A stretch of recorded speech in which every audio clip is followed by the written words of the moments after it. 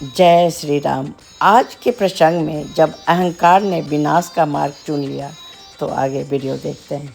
उसने वहाँ का जो रामचंद्र की शक्ति आभा जो देख के आया, उस भाव से वो विचलित हो गए, तरह तरह से वो भयभीत होके कह रहा है। लेकिन रावण डर भी रहा है। कहते हैं आन बान शान वाली बात कर रहा है। ये मनुष्य के जीवन में भी होता है, इसीलिए मैं कह रही हूँ जो रहस्य आदमी अपनी गलत चीज को भी जानता हुआ भी वो गलत करता जाता है। और वो कौन सी एनर्जी शक्ति आता है जो गलत को अपने आप को रोक लेता है, कहते हैं ब्रेक लगा लेता है और सही हो जाता है। क्योंकि वो प्रबल होगा, उसको विनाश में ही जाना है, तो आपका प्रबल हो जाएगा विनाश, बुद्धि, अहंकार, अहंकार का, और आपका प्रबल हो जाएगा सुख, और थोड़ी सी आपकी बुद्धि पे कंट्रोल होगा, एक डिसिप्लिन होगा, एक मर्यादा होगा, एक नीति विचारक बात होगी। तो आप उस जरिए से भी, कहते हैं ना, बच्चे को अच्छा संस्कार दो। संस्कार भी नहीं मिला है, पाप से भी भरे हैं, तो यही बात है।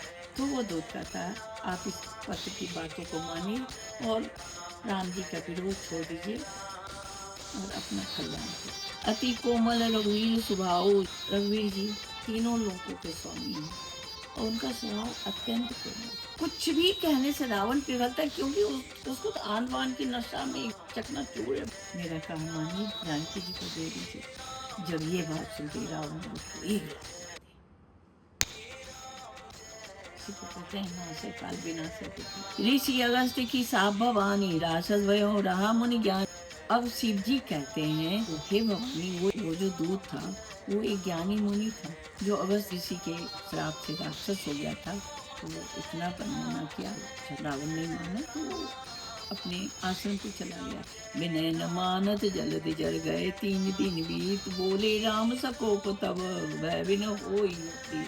तो प्रभु है तो सारी चीज दिखाई है ना, वो तो 1 मिनट बांध करते हो समझ तो जाती हो। रामचंद्र जी ने यहाँ पे ये दिखाया, पेशेंस रखो, धैर्य रखो, थोड़ा टाइम दो। कि इतना पेशेंस रखो तब क्रोध करो। यहाँ पे ये प्रकरण आती है। विनय करके जब समुद्र नहीं माने तब रामचंद्र जी ने क्रोध किया। समुद्र कहते हैं अब तो क्रोध करना पड़ेगा, बिना भय का क्रोध नहीं होता।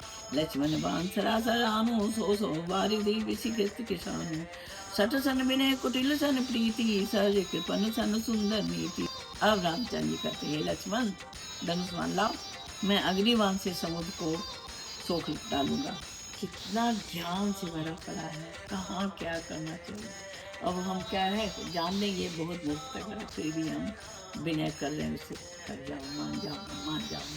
तो यहाँ एक शब्द में प्रभु ने कहा है, मूर्ख के साथ विनय नहीं, कुटिल के साथ प्रीति नहीं, स्वाभाविक ही कंजूस से सुंदर उदारता का उपदेश है। जय श्री राम। तो रावण के अहंकार का परिणाम क्या हुआ, ये जानने के लिए आगे जरूर देखें।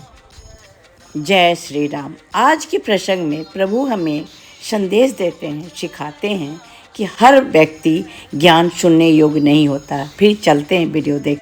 मूर्ख के साथ विनय नहीं, कुटिल के साथ प्रीति नहीं, स्वाभाविक ही कंजूस से सुंदर उदारता का उपदेश। ममता रथ संज्ञान कहानी, अति लोभी सन बिरति बखानी। ममता फंसा है वो मनुष्य को ज्ञान की कर। कोई लोभी आदमी है, उसको आप कहो अरे सब छोड़ो, सब आ रहे ये सब बैराग की बात सुने क्या। तो आप जीवन में जो भाव जो आप फील कर रहे हैं वही सबसे सारी बात तो है। लेकिन हमको इससे क्या होता है, अंदर से कहते ना वो बात हमारे मन में एक सेंसेशन करेगा कि हाँ ये बात हमें करना चाहिए। जानता और कोई है, हर चीज जानता है, घर में अंतर की चीज बनी रहती है। इस समय पे उसको यूज करना, उपयोग करना, बोली का, ज्ञान का, विभाग का, हर चीज का। तो हम ये अगर करेंगे, सुंदरकांड पढ़ेंगे और उसकी हर भावना को, हर बात को बड़े ध्यान से उसको ज्ञान अर्जित करेंगे, तो हमें हर जगह बहुत ही काम से बहुत ही शक्ति मिलेगी और बहुत ही हम निपुणता से हर चीज समस्या कोई समस्या वाली नहीं होती है। मनुष्य पे निर्भर करता है उसको कैसे समाधान कर रहा है। कोई बिगाड़ ही लेता है छोटी सी समस्या, अरे तुम तो 2 मिनट में बिगाड़ ही दिए। कोई बड़ी से बड़ी समस्या, कोई समस्या नहीं है। अगर आप क्रोध से शांति हर शांति तो शांत, कभी क्रोधी आदमी जो कभी नहीं शांत होना। कितना ज्ञान की बात है, सोचिए आपको बैठे बैठाए, अब अपने आप में सोचेंगे क्रोध में शांति की बात, अच्छा है, अच्छा है। जो लोग भी आदमी हो बैराग की बात सुनने लगते हैं, लेकिन यहाँ पे हमको ज्ञान हो गया, हमको पता चल गया कि भाई इसको लो में पड़ा है, इसको कुछ करना ही बेकार, आप फट जाएंगे ना। बहुत बहुत ज्ञान की बात है इसमें, कि कितनी महत्वपूर्ण बातें कही गई।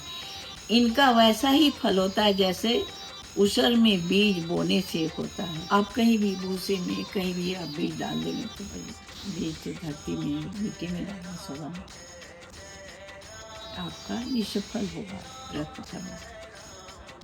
ममता में फंसा हुआ लोग ज्ञान नहीं सुनेगा, और जो लोभी होगा वो बैराग की बात नहीं सुनेगा, और जो क्रोधी होगा वो शांति की बात नहीं सुनेगा, और जो कमी है, जो किसी तरह के बहुत जर्जर हालत में कोई चीज़ कर वो भगवान की बात नहीं सुनेगा, और उसका कोई प्रभाव नहीं होगा।